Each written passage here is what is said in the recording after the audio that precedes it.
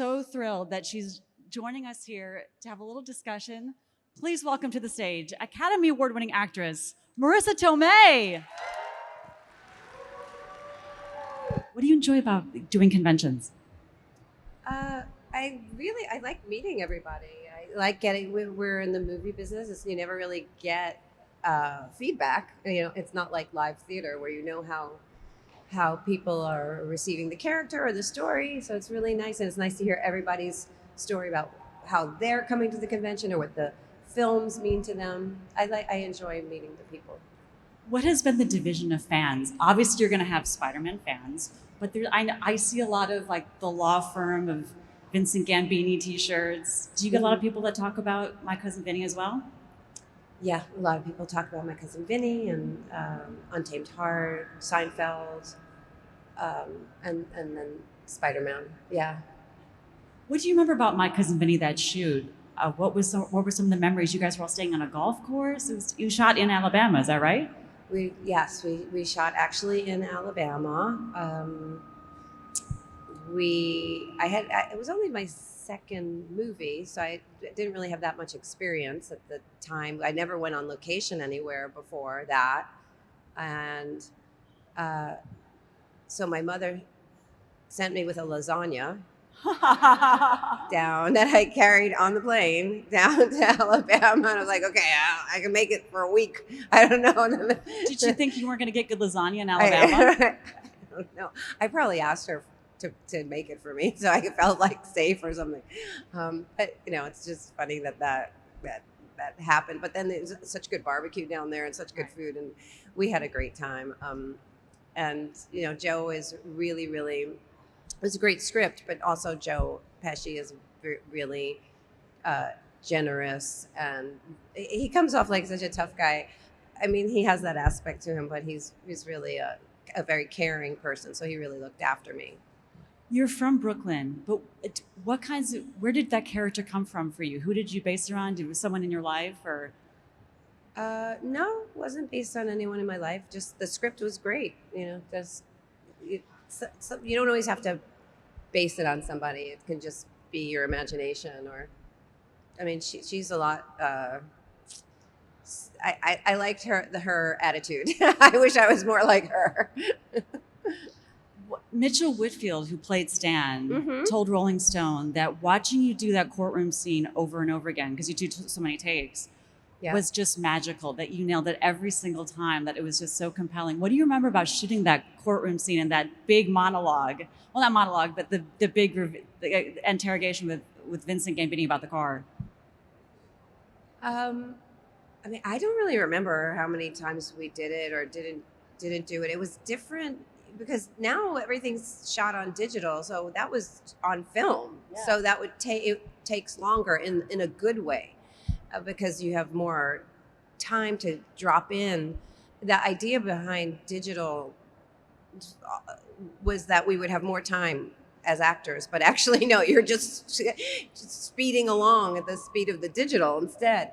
But at that time it was film, so it probably was a couple of days, because that was just the pace of how those things would happen. But and at that time you would always have to send the film to the lab and make sure that there was no damage to the film. So you'd still wait a few days and say, okay, we're clear, the film was good. But actually the film was not good on that. And something had happened where it wasn't that the film was wrong, but something about the where my eye line was. And so I had to redo the whole thing, but change where I said right, I had to say left, or where I said left, I had to say right, and I had to do it all over again. I cried. I was definitely very upset, and what are you talking about? I thought I was done, and it was scary to make that transposition really fast. Well, it's such a brilliant performance. Mm-hmm. Has it surprised you how that film has just lasted and been so beloved by so many people, and they probably come up to you and do their favorite quotes and so forth? Has that surprised you? It doesn't surprise me anymore, but it's really, I really, it's amazing that it just goes from different ages. Sometimes there's just little kids who come up and do little monologues, and it's the most adorable thing. And they're the little trashy mouthed, like, because there's so many, like, words little kids really shouldn't say, but they're saying them in that little voice and those little monologues, and it's really, really adorable.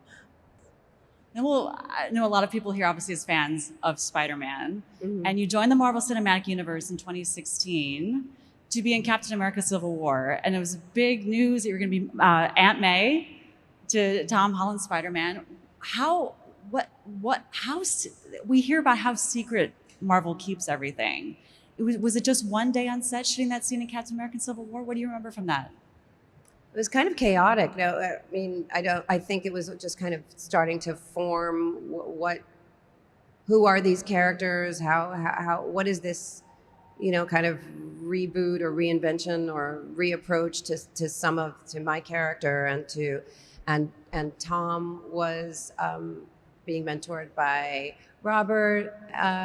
It was really fun, but me and Tom were kind of nervous. We were like, we didn't know what was going on yet.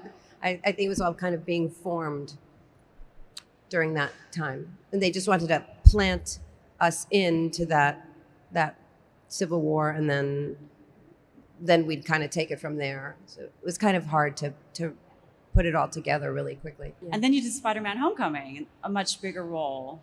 Mm-hmm. What did you and John Watts talk about with bringing this version of Aunt May to the screen?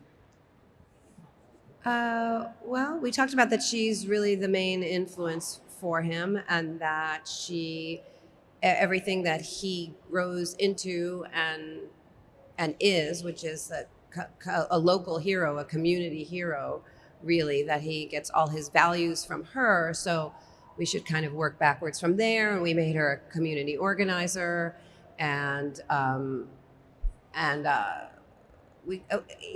was a lot of talk about how long her hair should be. I remember that. I won that battle, by the way. So I had that nice long Looks hair. Great. No one got it, but now they do. It was, how.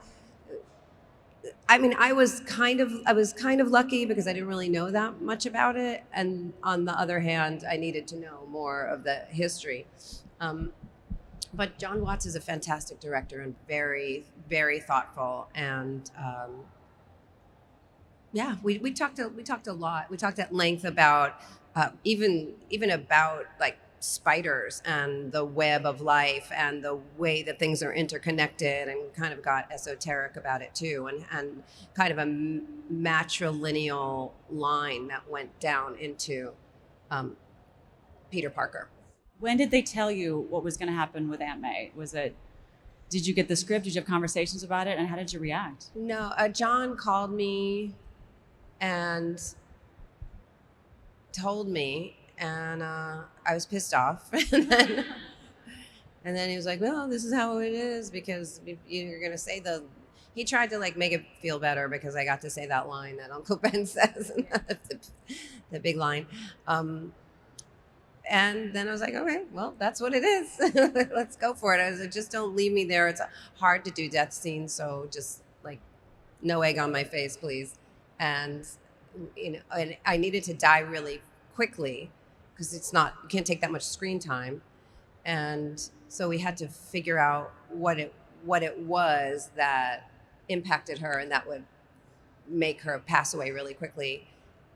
And John's brother is an EMT, so he helped us figure out what that would be.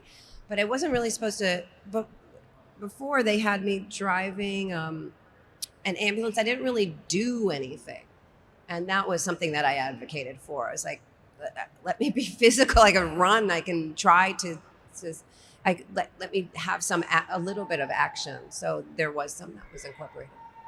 The emotions around that day of shooting that scene had to be really intense for you, for John, for Tom, for everything.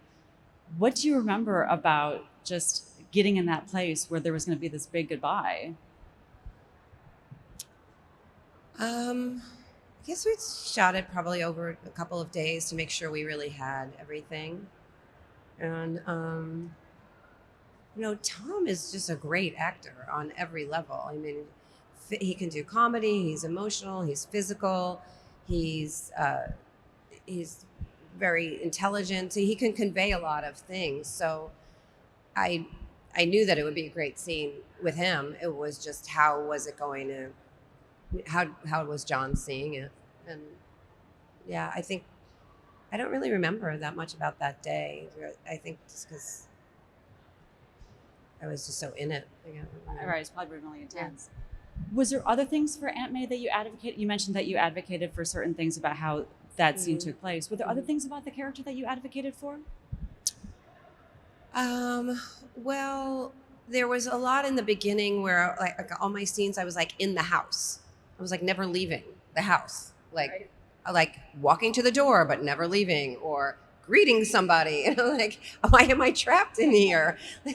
Can we give her a life? That's why a lot of you will notice that I usually sign it May Parker. I don't really sign it Aunt May because I feel like she's a person. She's not just, an idea of a person. She's a three-dimensional woman. So that was something. So we finally got her out of the house. That was a big deal. It was a lot to, because it was a real change from the previous incarnations of that character. So it took some time for all of us to figure out, well, if she's not that, then what is she, and what really is her function? And what else? I mean, I advocated for. I wanted her wardrobe to have primary colors like the other superheroes, because I felt like her status was not where it should be, and so because it's a comic, and you have all those, you can identify. I mean, it's subliminal, but you can identify through the color blocks. So that was another thing that we worked on. That's right. In her final scene, she's wearing bright blue with a red belt, like the same color, superhero colors. Yeah. Yeah. Yeah. Because she is heroic in the end, right? Yeah. I want to ask, in superhero movies, no one has ever really gone, right? There's time travel, there's flashbacks, there's alternate universes. Multiverses, yep. Do you see Aunt May doing more? I'm down. They're down. Yeah. Be a great Lady Spider, right? In the comics, Aunt May becomes Lady Spider. You can do it. Oh, I didn't know that. Really? She becomes Lady Spider. I like that idea. I think we should do it. Anything's possible, right? Yeah. You start the campaign. I'll do it. Get it going. Get it going. Marisa, thank you so much for taking time to speak with us today. Yeah, and thank you. Thank you for being here at the convention, FANEXPO Philadelphia. Thanks for coming out, Marisa everyone. Tomei. Thank you.